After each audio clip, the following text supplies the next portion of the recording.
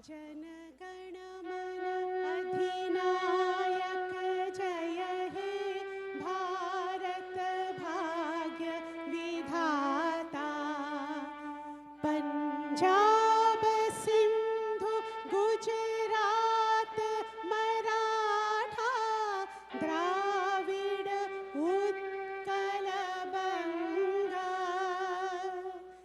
विंध्य हिमाचल यमुना गंगा उच्छल जलधि तरंगा। तव शुभ नामे जागे तव शुभ आशीष मागे। गाहे तव जय गाथा। जन गण मंगल दायक जय हे भारत भाग्य विधाता। जय हे जय हे जय हे जय जय जय जय हे।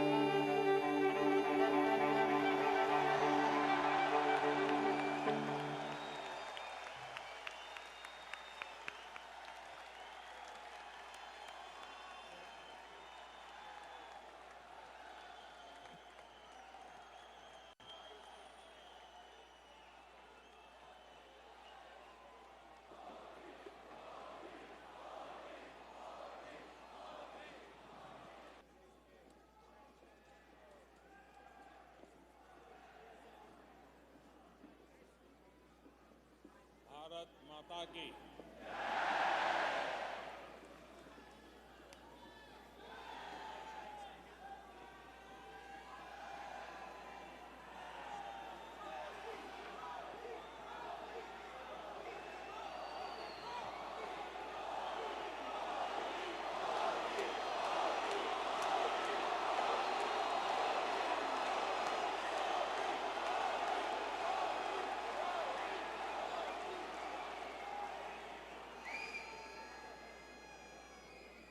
अमेरिका में बसे हुए मेरे प्यारे भाइयों और बहनों,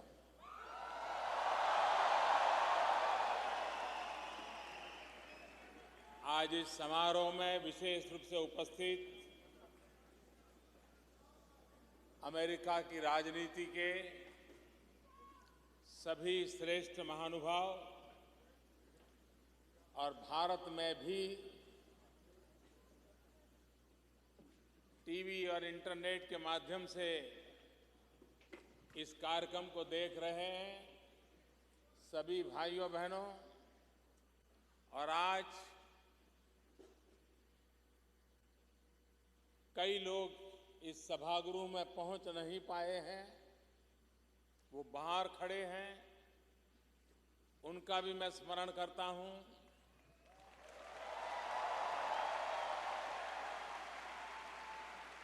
और आप सबको नवरात्रि की बहुत बहुत शुभकामनाएं।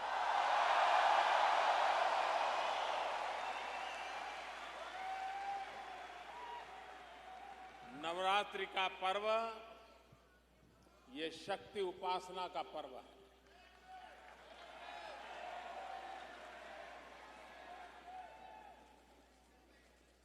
नवरात्रि का पर्व शुद्धिकरण का पर्व है। नवरात्रि का पर्व समर्पण भाव को अधिक तीव्र बनाने का पर्व है।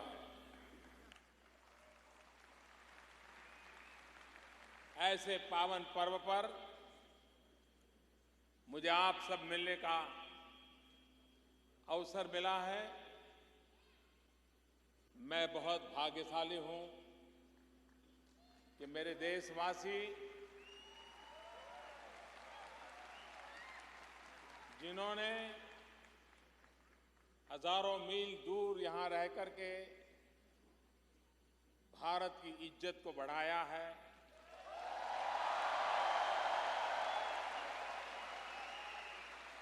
भारत की आन बान शान को बढ़ाया है। वरना एक जमाना था हमारे देश को सांप सपेरों वालों का देश माना जाता था।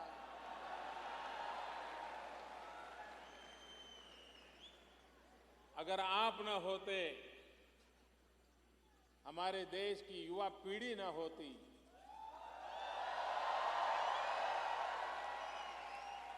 इंफॉर्मेशन टेक्नोलॉजी के क्षेत्र में आप लोगों ने जो कमाल करके दिखाई है, वो न होता तो आज भी दुनिया शायद हमें सांप सपेरों वालों का ही देश मानती। मैं कुछ वर्ष पहले ताइवान गया था। तब तो मैं मुख्यमंत्री नहीं था, प्रधानमंत्री नहीं था, तो एक इंटरप्रेटर मेरे साथ था। कुछ दिन साथ रहने के बाद परिचय हो गया। तो एक दिन मुझे पूछता है कि आपको अगर बुरा न लगे तो मैं आपको एक सवाल पूछना चाहता हूं। मैंने कहा मुझे बुरा नहीं लगेगा, आप पूछिए क्या पूछना चाहते हैं। जो बोले आपको बुरा नहीं लगेगा ना? मैंने कहा नहीं लगेगा, आप पूछिए। फिर भी वो झिझक रहा था। फिर मुझे कह रहा था कि मैंने सुना है कि भारत में तो काला जादू होता है, ब्लैक मैजिक होता है, सांप सपेरे का देश है, लोग सांप को ही खेल करते रहते हैं, यही है क्या? मैंने कहा नहीं, अब हमारे देश का बहुत डिवैल्यूएशन हो गया है।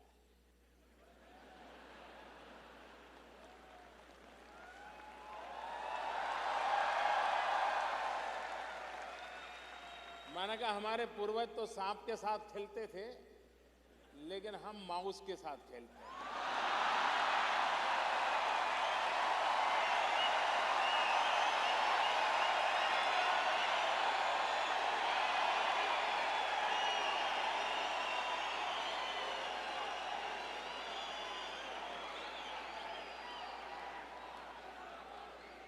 और हमारे नौजवान माउस को घुमाते हैं, सारी दुनिया को डुलाते हैं।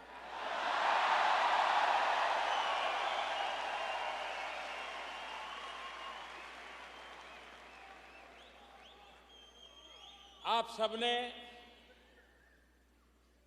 अपने व्यवहार के द्वारा, अपने संस्कारों के द्वारा, अपनी क्षमता के द्वारा अमेरिका के अंदर बहुत इज्जत कमाई है।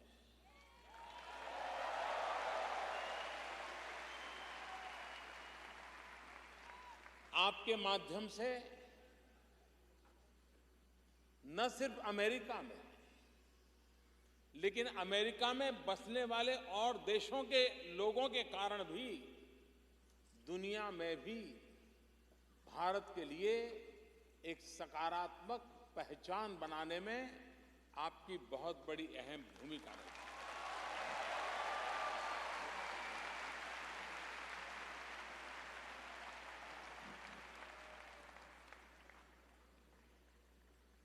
भारत में अभी अभी चुनाव हुए।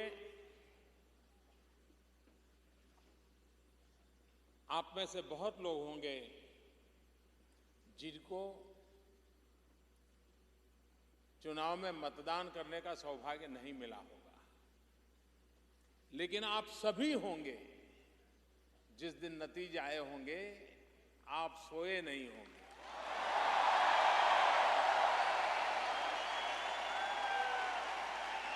यहां एक भी व्यक्ति ऐसा नहीं होगा जो उस रात सोया पाया।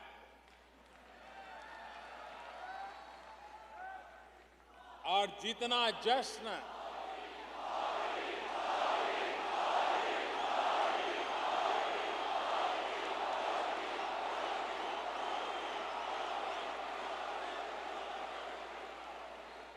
जितना जश्न हिंदुस्तान मना रहा था, उससे भी कई गुना ज्यादा जश्न दुनिया भर में फैला हुआ भारतीय समाज मना रहा था।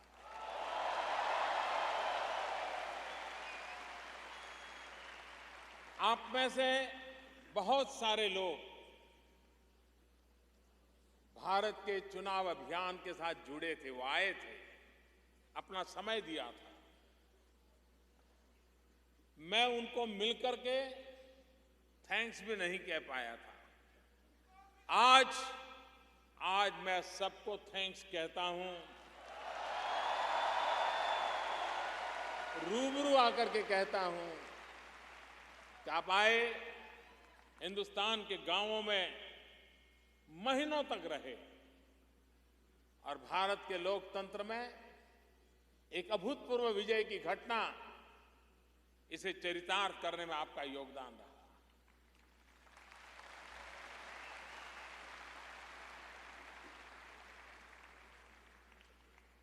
तीस साल के बाद, आप लोग 20 साल के बाद से परिचित हैं,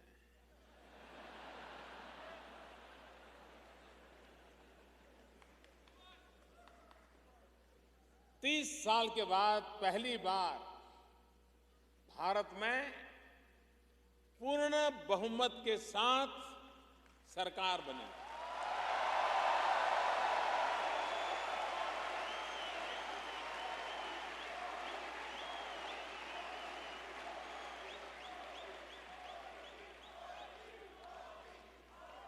इस चुनाव नतीजों को हिंदुस्तान के किसी पॉलिटिकल पंडित के गले ये परिणाम नहीं उतरते थे।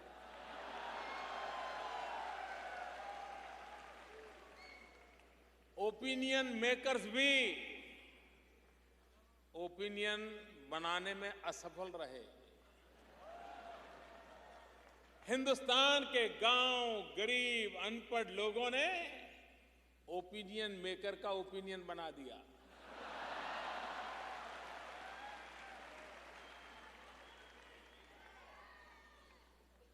गरीब से गरीब व्यक्ति की भी लोकतंत्र में कितनी निष्ठा है, लोकतंत्र में उसकी कितनी अहमियत है, इसका उदाहरण ये भारत के चुनाव ने बताया है।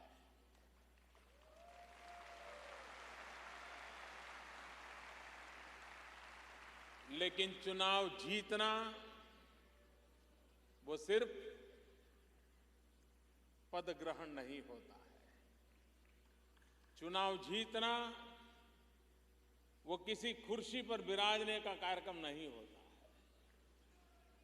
चुनाव जीतना एक जिम्मेवारी होती है।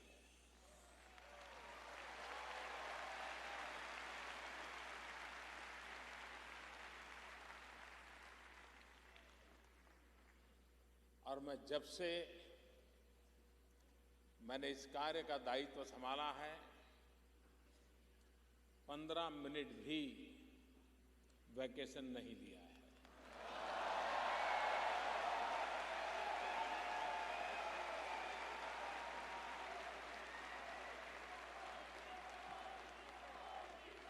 और मैं आपको विश्वास दिलाता हूं,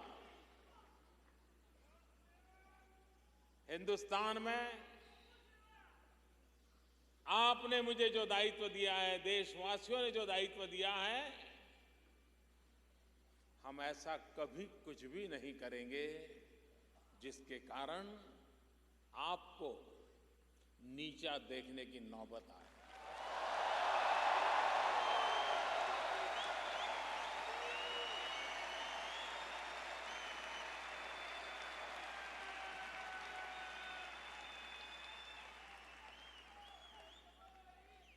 हमारे देश में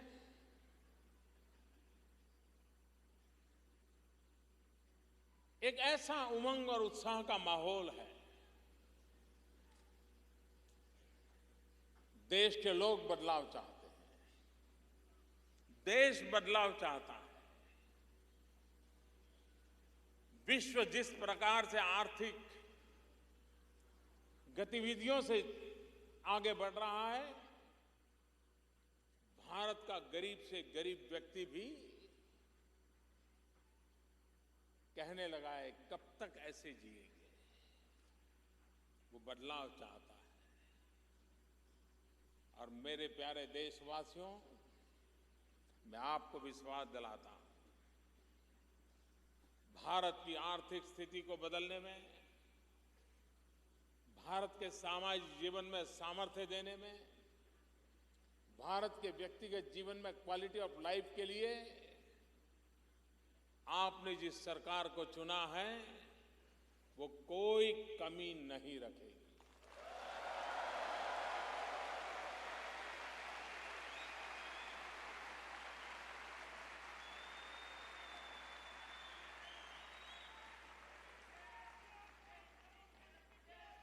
मैं इस बात को भली भांति जानता हूं कि यहां बैठे हुए आप सबके मन में भी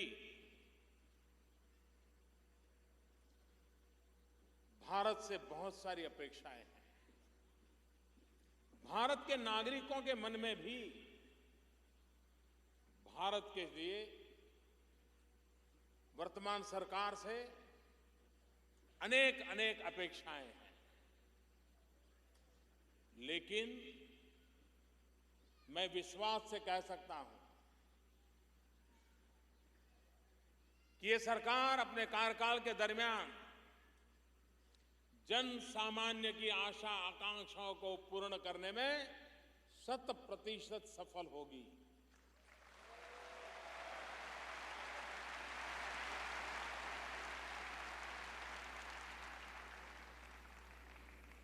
जब मैं गुजरात का मुख्यमंत्री था तो एक बार मैंने एक कार्यक्रम में कहा था, मैंने कहा जिसको हिंदुस्तान वापस आना है जल्दी आइए, देर मत कीजिए।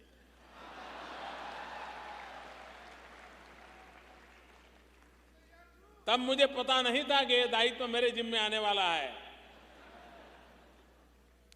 लेकिन अब यहां रहने वाला हर व्यक्ति कितने ही सालों से अमेरिका में बसा हो, अब उसको भी लगने लगा है एक पैर तो हिंदुस्तान में रखना ही चाहिए।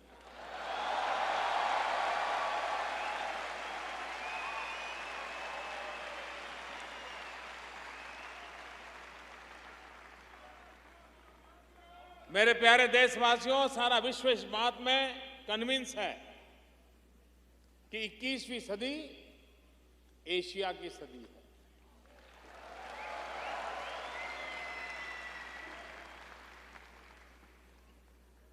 अमेरिका के भी गणमान्य राजनेताओं ने पब्लिकली ये कहा है कि 21वीं सदी, कोई कहता है एशिया की सदी है, कोई कहता है हिंदुस्तान की सदी है।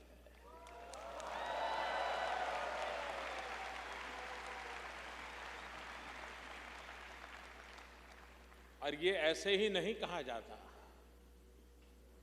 भारत के पास वो सामर्थ्य है, वो संभावनाएं हैं। और अब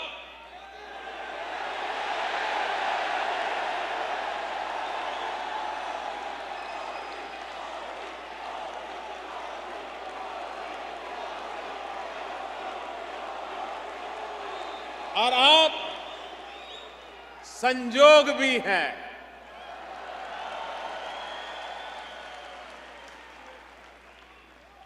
और इसलिए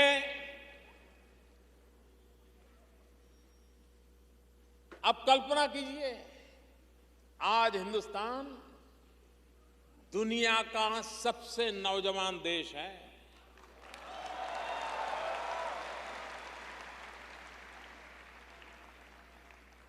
दुनिया की सबसे पुरातन संस्कृति वाला देश और दुनिया का सबसे नौजवान देश।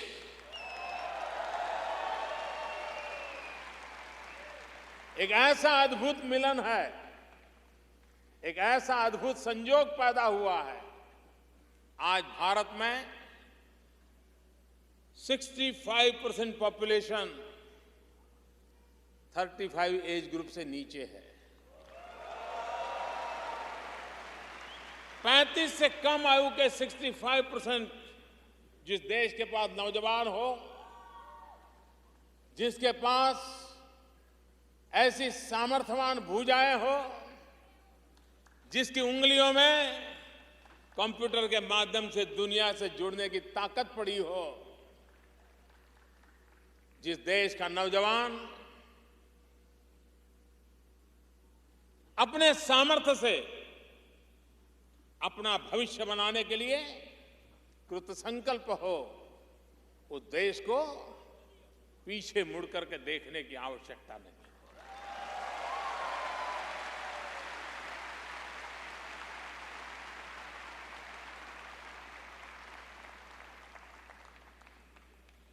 निराशा का कोई कारण नहीं है साथियों। मैं बहुत विश्वास के साथ कहता हूं, यह देश बहुत तेज गति से आगे बढ़ने वाला है।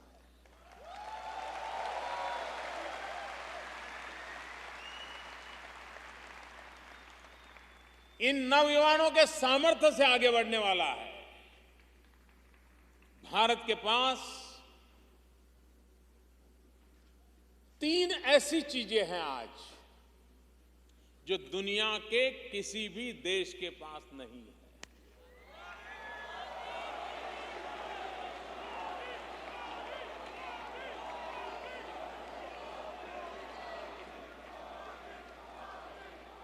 लेकिन हमारा दायित्व बनता है कि हमारी इन 3 शक्तियों को हम पहचानें, हमारी इन 3 शक्तियों को विश्व के सामने हम प्रस्तुत करें, हमारी इन 3 शक्तियों को एक दूसरे के साथ जोड़ करके मोबिलाइज करें, तीव्र गति से आगे बढ़े। वो 3 चीजें हैं। जब 125 करोड़ देशवासियों ने आशीर्वाद दे दिया तो वो ईश्वर का ही आशीर्वाद होता है।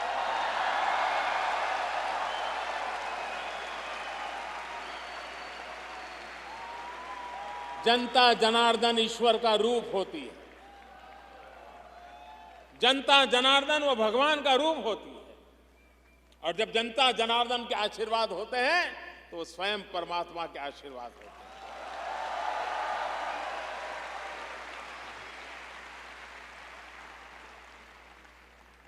वो 3 चीजें जिसके लिए भारत गर्व कर सकता है और जिसके आधार पर भारत आगे बढ़ सकता है।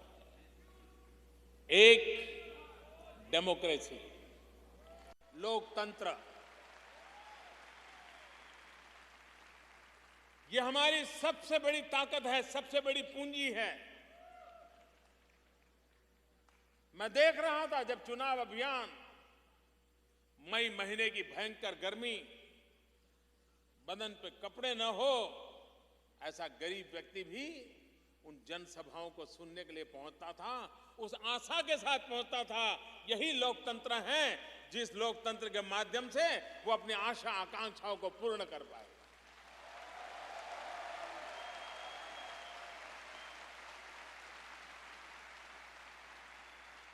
भारत में लोकतंत्र सिर्फ व्यवस्था नहीं है। भारत में लोकतंत्र सिर्फ व्यवस्था नहीं है। भारत में लोकतंत्र आस्था है, एक आस्था, एक विश्वास।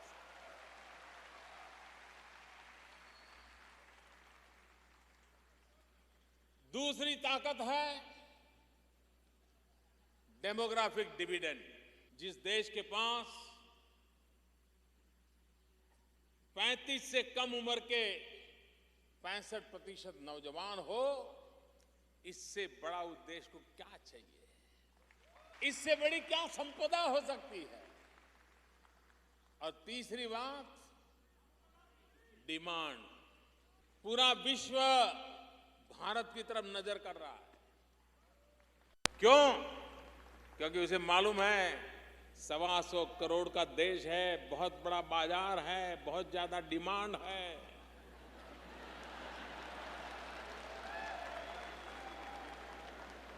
ये तीनों चीजें किसी एक देश के पास हो, ऐसा आज दुनिया में कहीं नहीं है।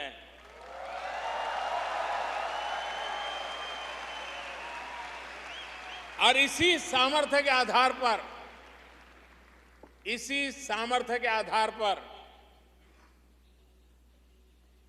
इसी शक्ति के भरोसे भारत नई ऊंचाइयों को पार करेगा, ये मेरा विश्वास है।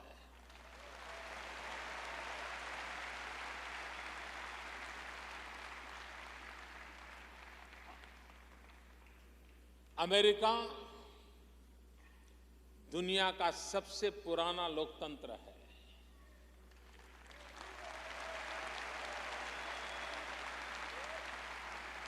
भारत दुनिया का सबसे बड़ा लोकतंत्र है।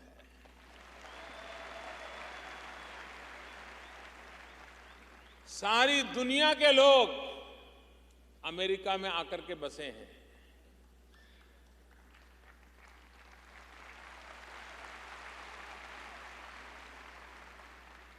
और भारत के लोग सारी दुनिया में जाकर के बसे हैं।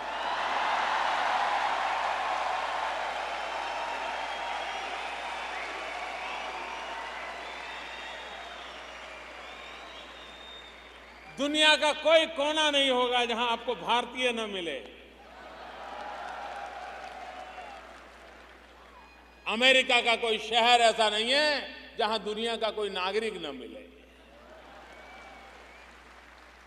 कितनी मिली जुली बातें हैं।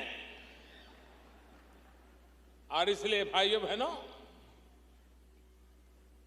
भारत आने वाले दिनों में, मेरा स्पष्ट मत रहा है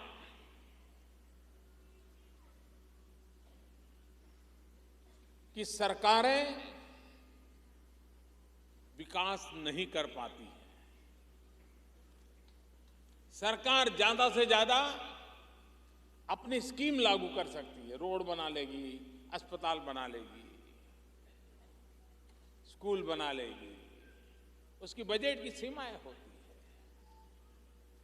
विकास तब होता है जब जन भागीदारी होती है।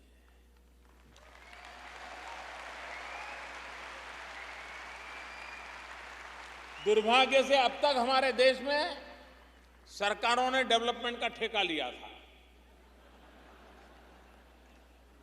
हमने डेवलपमेंट की जिम्मेवारी मिलजुल करके 125 करोड़ देशवासी और सरकार मिलकर के करेंगे, ये रास्ता हमने अपनाया।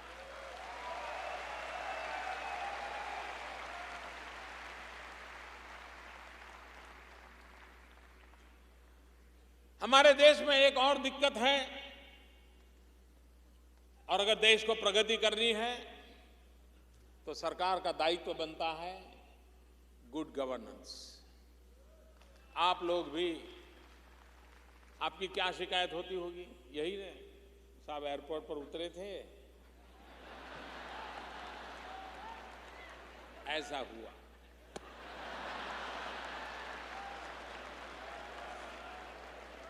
वीजा लेने गए थे, पता नहीं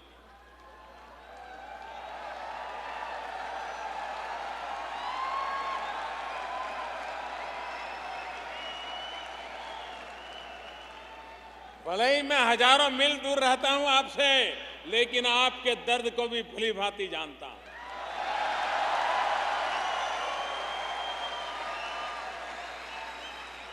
आपकी पीड़ा को मैं भली भांति जानता हूं। और इसलिए भाइयों बहनों, हमारी ये कोशिश है कि हम विकास को एक जन आंदोलन बनाएं। और जब मैं विकास को जन आंदोलन की बात कहता हूं, हम लोग हिंदुस्तान की आजादी के इतिहास से भली भांति परिचित हैं। अंग्रेज लोग हमारे देश में शासन करते थे, उसके पहले कई लोगों ने हमारे देश पर शासन किया। करीब 1000-1200 साल तक हम गुलाम रहे।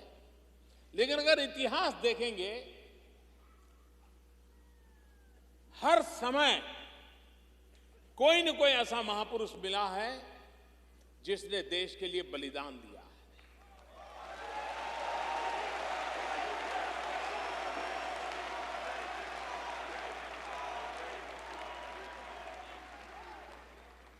आप सिख परंपरा के सभी गुरुओं के नाम लो, एक के बाद एक देश के लिए कितना बलिदान,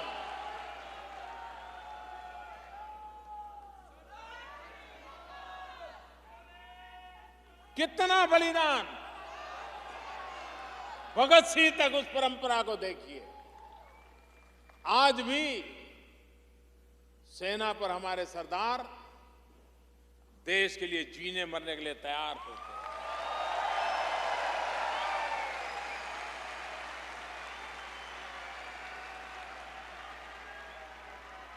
हर युग में महापुरुषों ने देश के लिए बलिदान दिए हैं, लेकिन वो बलिदान देते थे, फांसी पर चढ़ जाते थे, विदेशियों की गोलियों के शिकार हो जाते थे, फिर कोई नया पैदा होता था, फिर वो कुछ करता था, फिर वो खत्म होता था, फिर कोई तीसरा पैदा होता था। मरने वालों की संख्या कम नहीं थी, लेकिन वो अकेला आता था, देश के लिए जी जान से फांसी के तख्त पर चढ़ जाता था, शहीद हो जाता था। 5-50 अपने यार दोस्तों की टोली लेकर के लड़ पड़ता था। लेकिन महात्मा गांधी जी ने क्या किया?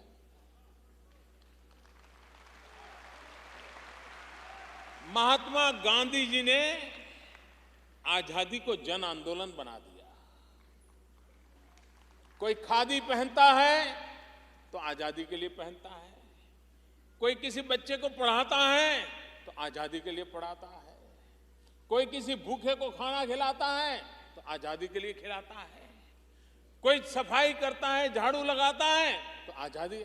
उन्होंने हर व्यक्ति को उसकी क्षमता के अनुसार ये दिशा दी, ये सामर्थ्य दिया, और हर हिंदुस्तानी को लगने लगा कि मैं भी आजादी की लड़ाई लड़ रहा हूं। ये महात्मा गांधी का सबसे बड़ा कंट्रीब्यूशन था। आजादी के जंग में पूरे हिंदुस्तान को, हर नागरिक को अपने काम के माध्यम से ही ये मैं देश के लिए करता हूं, ये भाव जगा करके आजादी के आंदोलन को एक नई ताकत दी थी। भाइयों बहनों, जिस प्रकार से आजादी का आंदोलन एक जन आंदोलन था, वैसे ही विकास ये जन आंदोलन बनना जरूरी है। हिंदुस्तान के 125 करोड़ देशवासियों को लगना चाहिए कि मैं बच्चों को अच्छी तरह शिक्षा देता हूं, मैं भले शिक्षक हूं, मैं देश की सेवा कर रहा हूं, मैं प्रधानमंत्री से भी अच्छा काम कर रहा हूं।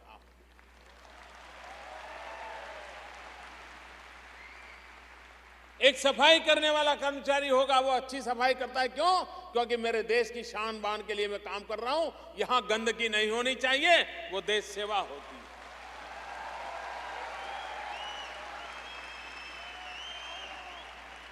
एक डॉक्टर भी गरीब परिवार के मरीज की सेवा करेगा और सेवा भाव से करेगा।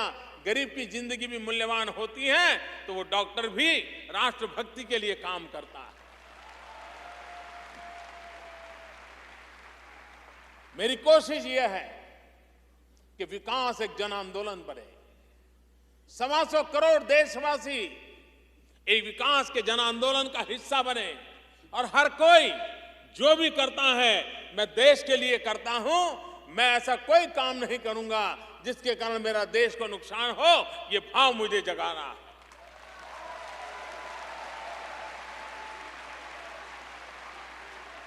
और मुझे विश्वास है कि फिर एक बार वो दिन आए हैं, फिर एक बार वो माहौल बना है। हर कोने में हिंदुस्तानी को लगता है अब देश को आगे ले जाना है। और इसी 125 करोड़ देशवासियों की इच्छा शक्ति, यही मेरा संबल है, यही मेरी ताकत है, इसी पर मेरा भरोसा है, जिसके कारण 21वीं सदी का नेतृत्व हिंदुस्तान करने की पूरी संभावना है।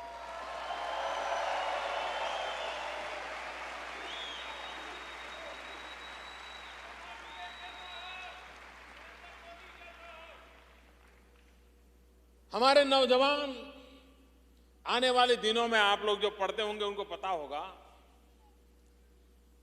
2020 के समय आते आते दुनिया में इतनी बड़ी मात्रा में वर्कफोर्स की जरूरत पड़ने वाली है, उनके यहां सब बूढ़े बूढ़े बूढ़े लोग होंगे। दुनिया के पास काम करने वाले लोग नहीं होंगे। हम पूरी दुनिया को वर्कफोर्स सप्लाई कर पाएंगे।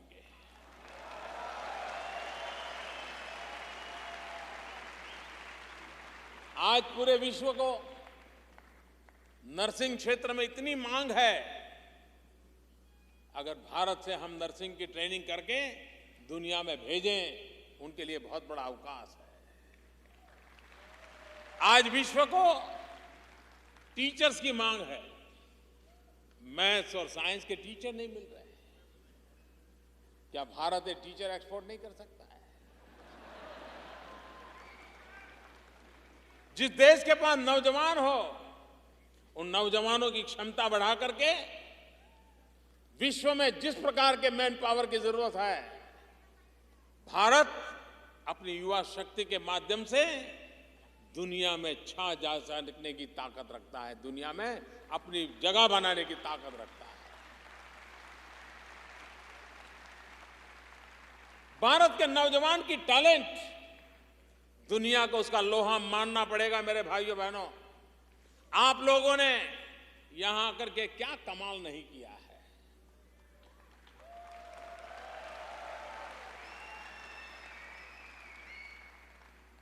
आखिरकार जो अनाज खा करके आप आए हैं, जो अनाज पानी पी करके आप आए हैं, वही तो अनाज पानी हम भी तो खा रहे हैं।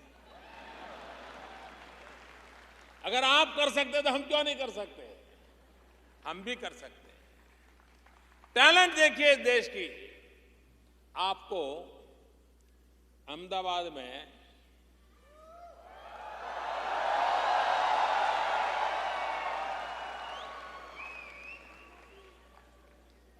अगर 1 किलोमीटर ऑटो रिक्शा में जाना है तो करीब 10 रुपया खर्चा होता है। 1 किलोमीटर ऑटो रिक्शा में जाना है तो 10 रुपया खर्चा लगता है। भारत की टैलेंट की कमाल देखिए। 650 million kilometre, 65 crore kilometre Mars की यात्रा की हमने।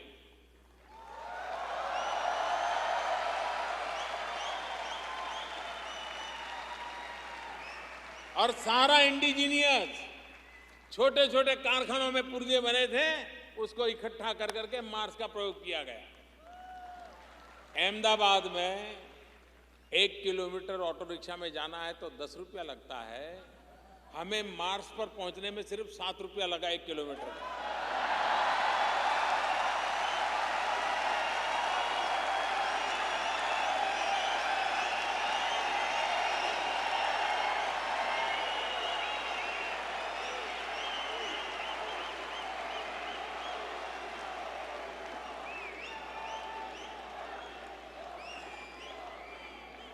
₹7 में 1 किलोमीटर, ये हमारी टैलेंट नहीं है तो क्या है?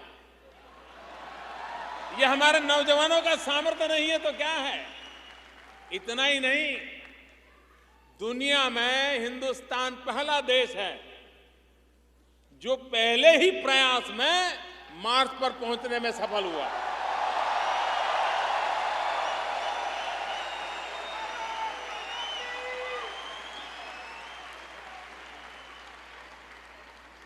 और अमेरिका और भारत नीचे ही बात कर रहे हैं, ऐसा नहीं है, मार्स में भी बात कर रहे हैं। 22 तारीख को अमेरिका पहुंचा, 24 को हम पहुंच गए।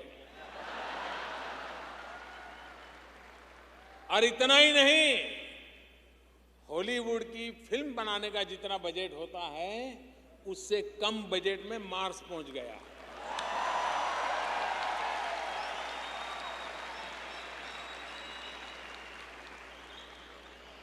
जिस देश के पास ये टैलेंट हो, जिस देश के पास ये सामर्थ्य हो, वो देश कई नई ऊंचाइयों को पार कर सकता है। और उसको पार करने के लिए हमने एक बीड़ा उठाया है, स्किल डेवलपमेंट। हमारे नौजवानों में उसके हाथ में हुनर हो, काम करने का अवसर हो, तो एक आधुनिक हिंदुस्तान खड़ा करने की उसमें ताकत होती है। और इसलिए स्किल डेवलपमेंट पर हमने बल दिया है। नई सरकार बनने के बाद स्किल डेवलपमेंट के लिए अलग मिनिस्ट्री बना दी गई है और पूरी शक्ति। और हम इसमें दुनिया के देशों के अनुभव को भी शेयर करने वाले हैं, हम उनको निमंत्रण करने वाले हैं, आइए स्किल डेवलपमेंट में हमारे साथ जुड़िए। विश्व की स्किल यूनिवर्सिटीज हैं, वो आए हमारे साथ जुड़े। हम उस प्रकार की स्किल डेवलपमेंट करना चाहते हैं जिसमें हमारे दो इरादे हैं। एक वो स्किल डेवलपमेंट जो लोग तैयार होकर के जॉब क्रिएटर बने,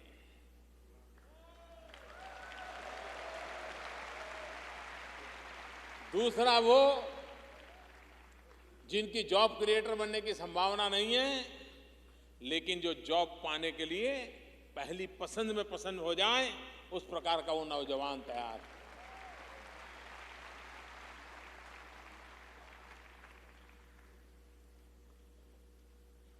हमारे यहाँ कुछ वर्षों पहले बैंकों का राष्ट्रीयकरण हुआ था, नेशनलाइज हुई थी बैंकें। इस इरादे से हुई थी कि गरीब से गरीब व्यक्ति को भारत की जो मुख्य धारा है, आर्थिक, बैंकिंग क्षेत्र, फाइनेंशियल क्षेत्र, उसका उन्हें सद्भाग्य मिले। और बहुत बड़ा राजनीतिक एजेंडा बन गया था। जो लोग 70s के कालखंड के इतिहास को जानते होंगे उनका मालूम होगा। लेकिन हुआ क्या, इतनी सारी बैंकिंग होने के बाद भी भारत में 50% से अधिक परिवार ऐसे हैं जिनका बेचारों का बैंक में खाता ही नहीं है। और उसके कारण वो साहूकार के पास ब्याज लेता से पैसे लेता है। गरीब आदमी को साहूकार कैसे लूटता है आपको मालूम है। मेरे बोहरा समाज के मित्र यहाँ बैठे हैं, उनको पूरा पता है। क्या सरकारी खजाना गरीबों की भलाई के लिए नहीं उपयोग होना चाहिए? क्या सरकारी खजाना सिर्फ अमीरों के लिए होना चाहिए? और इसलिए हमने एक आते ही प्रधानमंत्री जन धन योजना को लॉन्च किया। और मैं आज बड़े गर्व के साथ कहता हूं, सरकार चलती है। इसका सबूत क्या?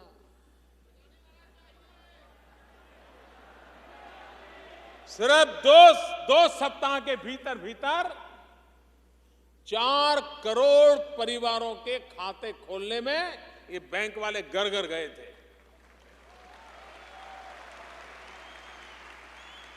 आपने कभी सोचा है कि बैंक वाला आपके घर आए?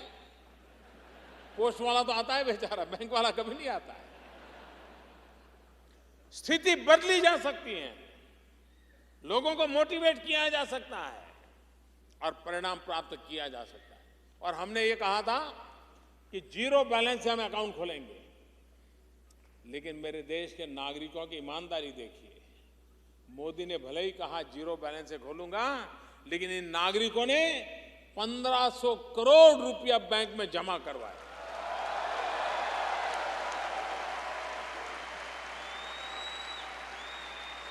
मुद्दा ये बात का है कि गरीब से गरीब व्यक्ति भी देश में विकास में अपनी भागीदारी को किस प्रकार से करता है, इसका ये जीता जागता उदाहरण है।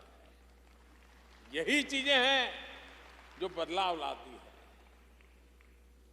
हम सब, भारत के पास बहुत संभावना है।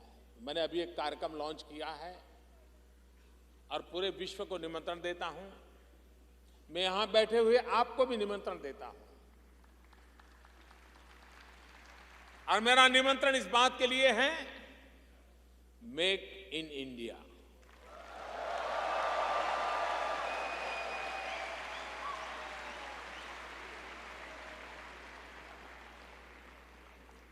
अगर आज आपको ह्यूमन रिसोर्स चाहिए, आपको इफेक्टिव गवर्नेंस चाहिए, अगर आपको लो कॉस्ट प्रोडक्शन चाहिए, तो भारत से बड़ी कोई अवसर की जगह नहीं हो सकती भाइयों। हम इस पर बल दे रहे हैं। और मेक इन इंडिया के लिए आखिरकार बाहर से लोग आते समय क्या कहते हैं, साहब आते तो है लेकिन सरकार में इतने धक्के खाने पड़ते हैं, इधर जाए उधर जाए। अब मैं आपको कहता हूं, वो दिन चले गए।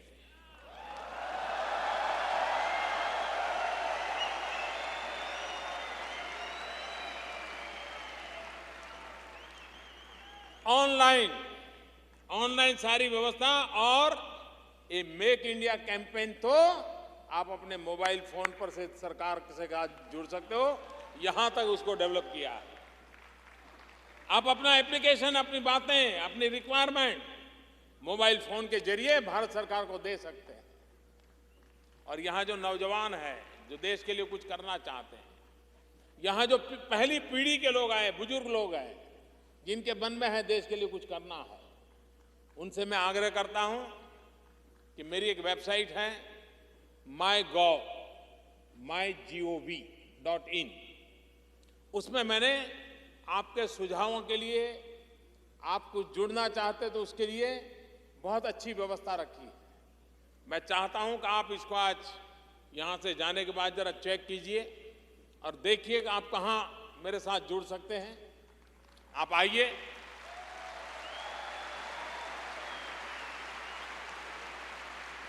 भारत का भाग्य बदलने के लिए हम सबकी इच्छा है, आप उसके साथ जुड़िए। टेक्नोलॉजी का सर्वाधिक उपयोग करके हम अपनी ताकत का परिचय कर सकते हैं, हम अपनी ताकत का कंट्रीब्यूशन भी कर सकते हैं। तो make in India, ease of business, हमारे यहां पहले जो सरकारें थी वो इस बात का गर्व करती थी कि हमने ये कानून बनाया, हमने वो कानून बनाया, हमने ठीकना कानून बनाया, हमने फलाना कानून बनाया। आपने पूरे चुनाव के कैंपेन में देखा होगा, यही बात चलती थी, हमने ये कानून बनाया, हमने वो कानून बनाया। मैंने काम दूसरा शुरू किया है। मैंने कानून जितने पुराने हैं, बेकार है, सबको खत्म करने का शुरू किया।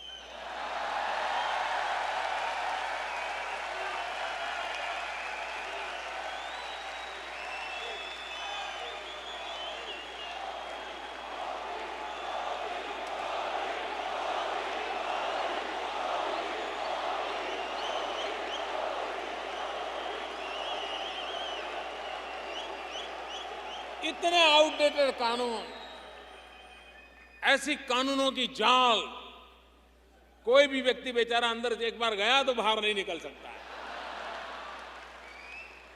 मैंने स्पेशली एक एक्सपर्ट लोगों की कमेटी बनाई है, उनको कहा है निकालो। अगर हर दिन एक कानून मैं खत्म कर सकता हूं तो मुझे सबसे ज्यादा आनंद होगा।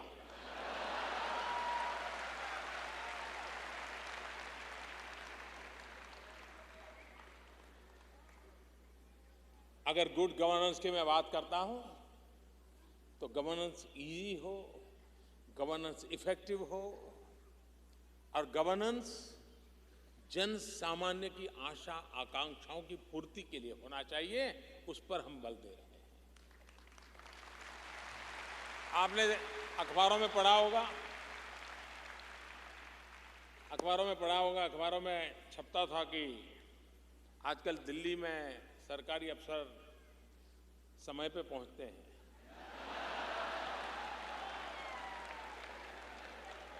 अब मुझे बताइए भैया, ये कोई न्यूज़ है क्या? ना ये कोई न्यूज़ है क्या? लेकिन हमारे देश में एक खबर थी कि सरकारी अफसर समय पे दफ्तर जाते हैं। ये समाचार मुझे इतनी पीड़ा देते थे कि क्या समय पे जाना जिम्मेवारी नहीं है क्या?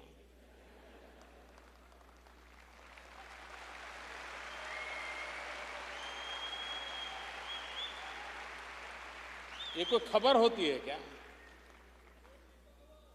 लेकिन हालात ऐसे बने हुए थे। इन दिनों मैंने एक अभियान चलाया है, सफाई का अभियान। मैं जानता हूं आपको सबको ये प्रिय होगा।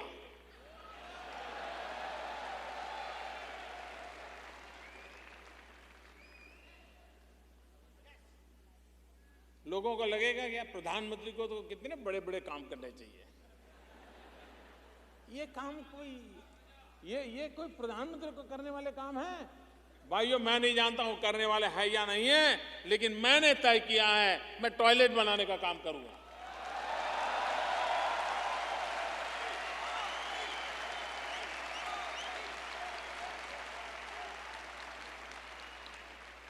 कभी कभी लोग मुझे पूछते हैं, मोदी जी बड़ा विजन बताओ ना, बड़ा विजन।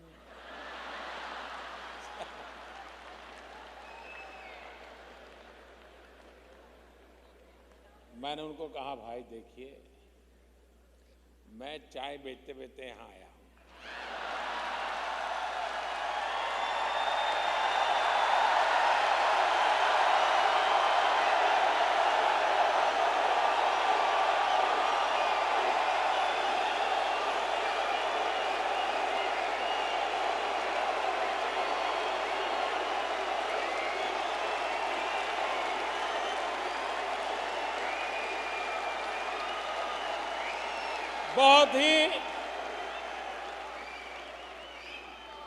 मैं एक बहुत ही छोटा इंसान हूं, मैं बहुत ही सामान्य इंसान हूं। मेरा बचपन भी ऐसा ही बीता है और छोटा हूं, इसलिए मेरा मन भी छोटे छोटे काम करने में लगता है।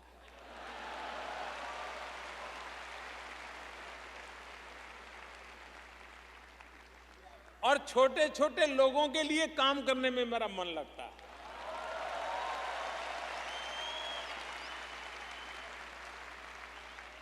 लेकिन छोटा हूं, इसलिए छोटे छोटे लोगों के लिए बड़े बड़े काम करने का इरादा रखा है।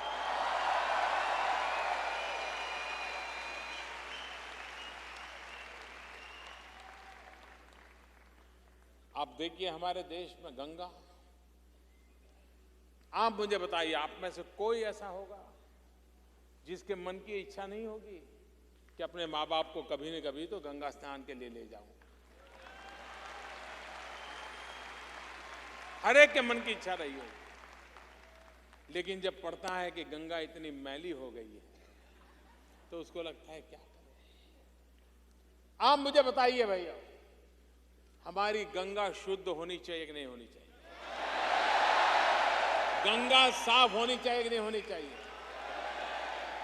गंगा सफाई में सारे देशवासियों ने मुझे मदद करनी चाहिए कि नहीं करनी चाहिए? आप लोगों ने भी गंगा सफाई में मेरी मदद करनी है कि नहीं करनी है? पक्का करोगे? भाइयों बहनों, हजारों करोड़ रुपया अब तक खर्चा हो चुका है। मैंने जब ये बात उठाई तो लोग कहते हैं, मोदी जी आप अपने आप को मार रहे हो, ऐसी चीजें क्यों हाथ लगाते हो? अगर सरल चीजों को हाथ लगाना होता तो लोग मुझे प्रधानमंत्री नहीं बनाते।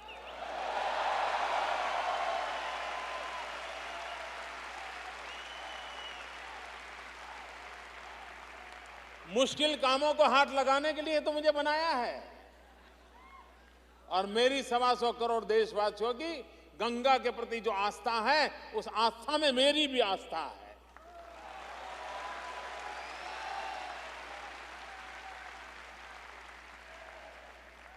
और गंगा की सफाई ये सिर्फ आस्था से जुड़ा हुआ विषय तक सीमित नहीं है। आज दुनिया में क्लाइमेट को लेकर के जितनी चिंता होती है, पर्यावरण को लेकर के जितनी चिंता होती है, उस दृष्टि से भी गंगा की सफाई आवश्यक है।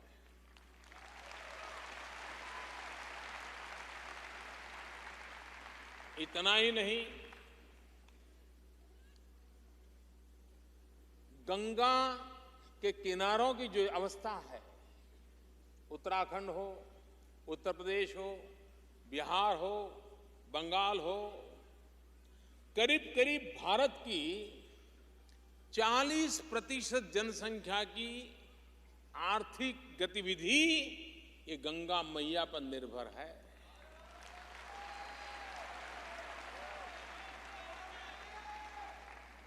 अगर वो गंगा फिर से प्राणवान बनती है, वो गंगा सामर्थ्यवान बनती है, तो मेरे सारे 40% जनसंख्या वहां का किसान होगा, वहां का कारीगर होगा, उनके जिंदगी में बदलाव आएगा। और इसलिए एक प्रकार से एक बहुत बड़ा इकोनॉमिक एजेंडा भी है ये।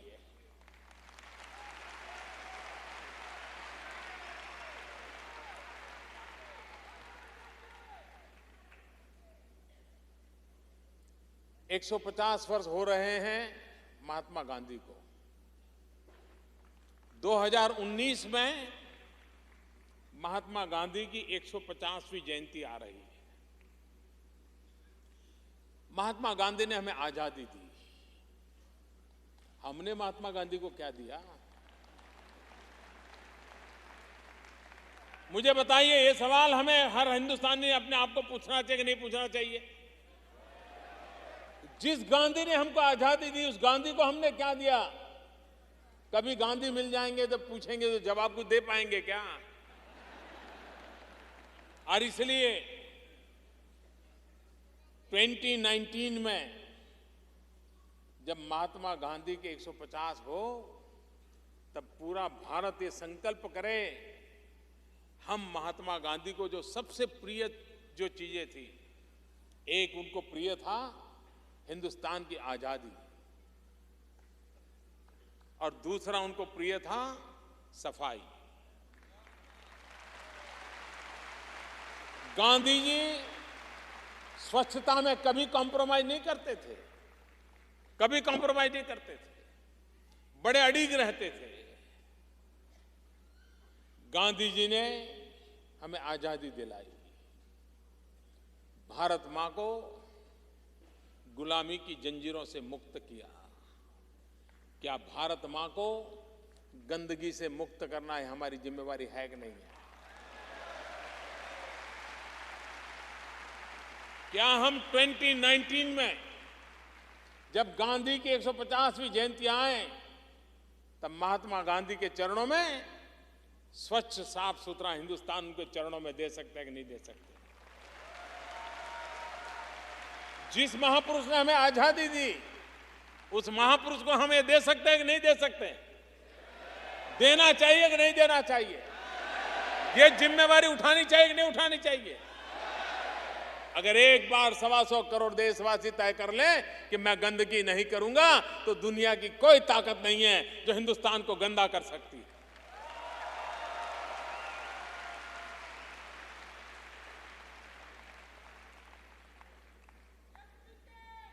(2022) में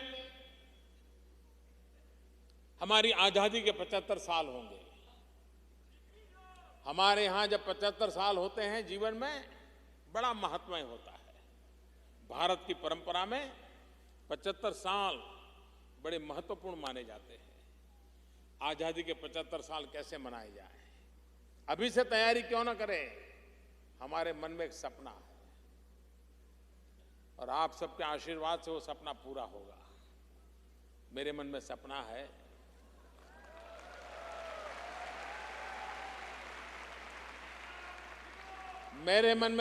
है कि 2022 में जब भारत के 75 साल हो, तब तक हमारे देश के कोई परिवार ऐसा न हो जिसके पास रहने के लिए अपना घर न हो।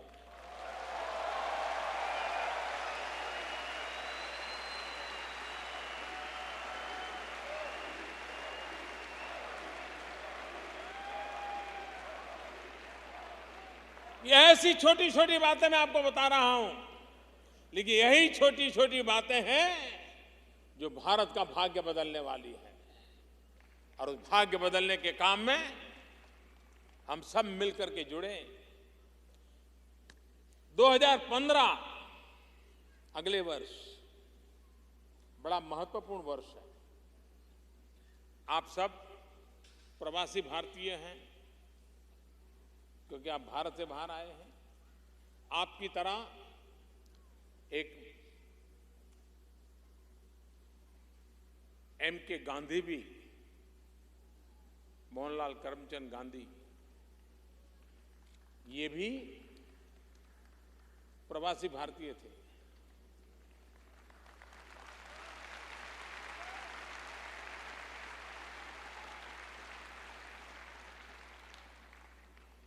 और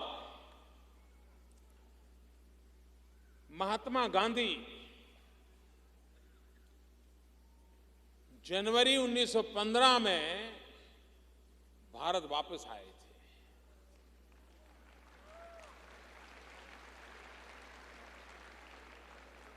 जनवरी 2015 गांधी के भारत आने को 100 साल हो रहे हैं।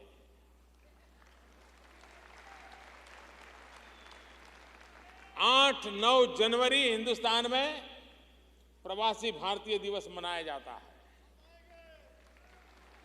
आप में से कई लोग उसमें आते हैं।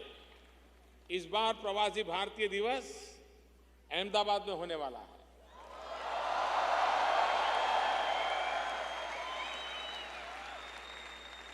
और महात्मा गांधी के भारत वापस आने को शताब्दी हो रही है। और इसलिए हर प्रवासी भारतीय जो कि हिंदुस्तान से बाहर गया है, महात्मा गांधी विदेश गए, बैरिस्टर बने, सुख वैभव की पूरी संभावनाएं थी, लेकिन देश के लिए जीना पसंद किया।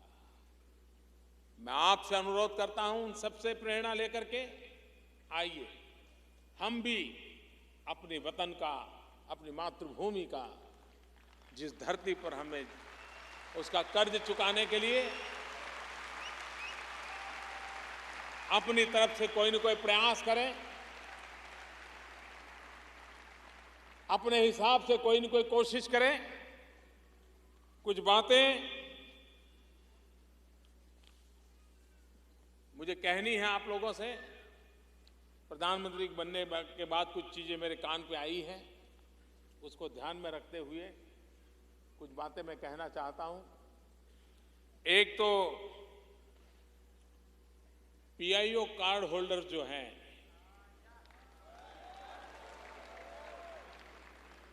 उनकी वीजा की कई समस्याएं हैं। हमने निर्णय किया है पीआईओ कार्ड होल्डर को आजीवन वीजा दिया जाएगा।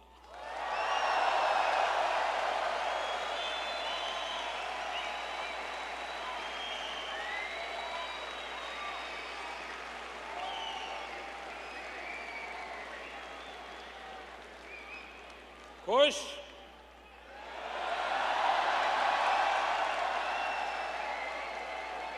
उससे भी आगे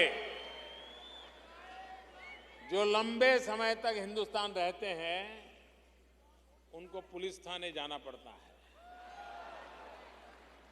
अब उनको पुलिस थाने जाना नहीं पड़ेगा।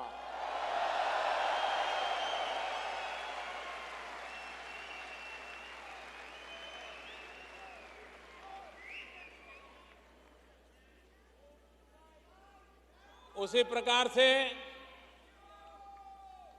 मुझे बताया गया कि पीआईओ तथा ओसीआई स्कीमों के प्रावधानों में फर्क होने के कारण भारतीय मूल के लोगों को कठिनाइयों का सामना करना पड़ता है। विशेषकर स्पाउस के भारतीय मूल का न होने पर कठिनाई और बढ़ जाती है। किसी ने यहां शादी कर ली, बेचारा मुसीबत में फंस जाता है।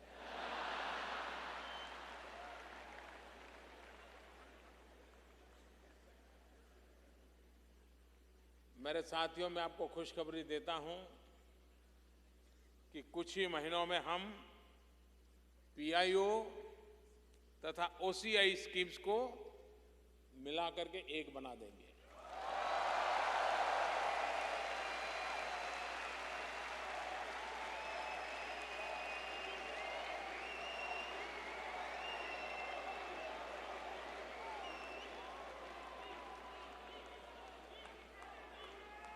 और एक नई स्कीम जो कठिनाइयां हैं उसे मुक्त करके एक नई स्कीम आने वाले कुछ ही महीनों में उसको हम तैयार कर देंगे। तीसरी बात है,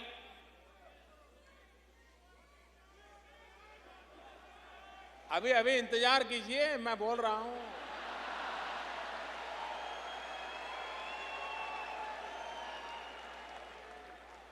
अमेरिका में हमारे दूतावास और कॉन्सुलेट भारत में पर्यटन की इच्छा से आने वाले यूएस नेशनल्स के लिए लॉन्ग टर्म वीजा प्रदान करेंगे।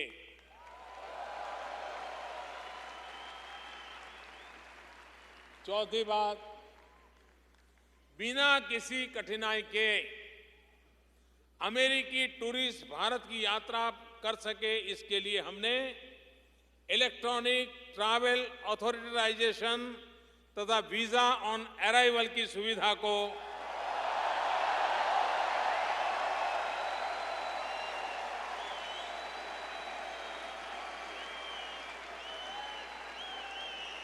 बहुत ही निकट भविष्य में इसको भी लागू कर देंगे।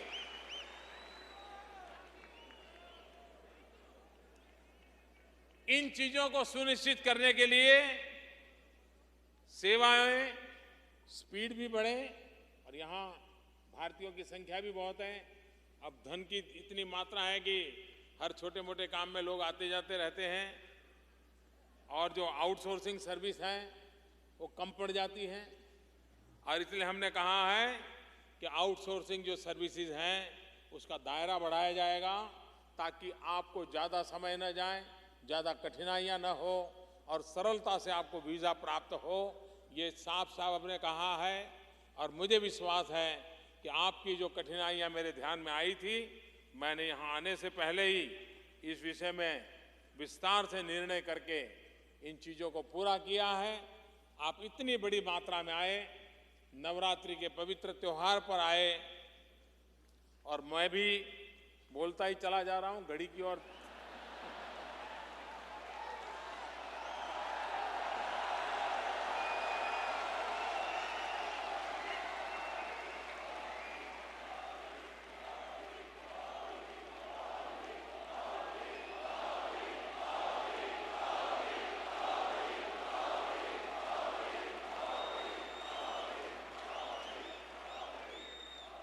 मैं हृदय से आप सबका बहुत बहुत आभारी हूं।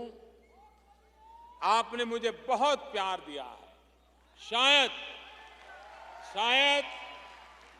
मैं पिछले 15 साल से देख रहा हूं, शायद इतना प्यार हिंदुस्तान के किसी राजनेता को नहीं मिला।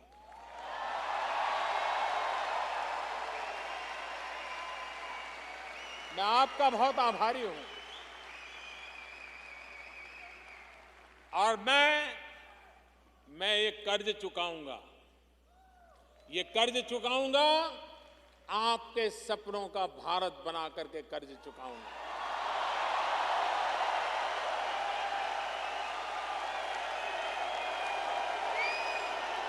हम मिलकर के भारत मां की सेवा करें।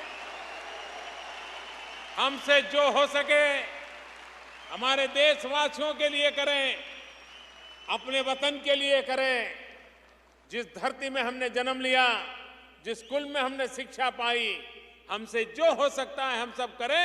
इसी एक अपेक्षा के साथ फिर एक बार हृदय से आप सबका बहुत बहुत धन्यवाद।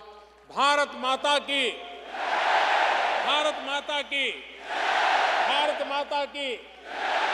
दोनों मुट्ठी बंद करके पूरी ताकत से बुलाइए। अरे उपवास मेरे हैं, आपके थोड़े हैं। भारत माता की, भारत माता की, भारत माता की। बहुत बहुत धन्यवाद।